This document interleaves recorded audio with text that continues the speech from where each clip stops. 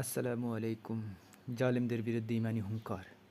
আজ আমাদের সামনে দাঁড়িয়ে আছে অন্যায়, অত্যাচার আর জুলুমের পাহাড়। তারা আমাদের ইমানকে আঘাত করতে চায়, আমাদের অধিকার কেড়ে নিতে চায়।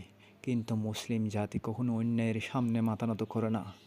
আমরা সেই জাতি যারা আল্লাহর উপর নির্ভর করে সত্যের পথে অটল থাকে। যারা জালিম তারা ভাবছে তাদের শক্তিই শেষ কথা, কিন্তু তারা ভুলে গেছে আমাদের ঈমান আমাদের সবচেয়ে বড় শক্তি। একবার আমাদের হৃদয়ে ঈমানের ঝালা জেগে উঠলে কোনো অত্যাচার আমাদের রুখতে পারবে না।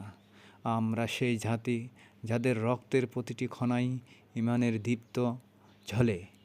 আজ যারা অত্যাচার করে তারা জানে না যে মুসলিম কখনই নীরব থাকবে না। আমরা ঝালাময় হুঙ্কার তুলব অন্যায়ের বিরুদ্ধে।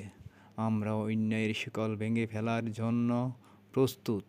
অত্যাচারীদের বিরুদ্ধে আমাদের লড়াই চলবে যতক্ষণ না আল্লাহ আমাদের বিজয় দেন।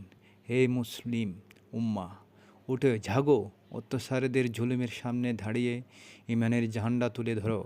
সত্য আর ন্যায়ের পক্ষে আমাদের হুঙ্কার হবে সেই ঢাল যা কোনো শক্তি ভেদ করতে পারবে না। আল্লাহ আমাদের সহায়, আমাদের রক্ষাকারী। অত্যাচারীদের ক্ষমা নেই। আমরা আমাদের ঈমানি শক্তি দিয়ে প্রতিরোধ গড়ব ইনশাআল্লাহ। ওমা তৌফিক ইল্লা বিল্লাহ।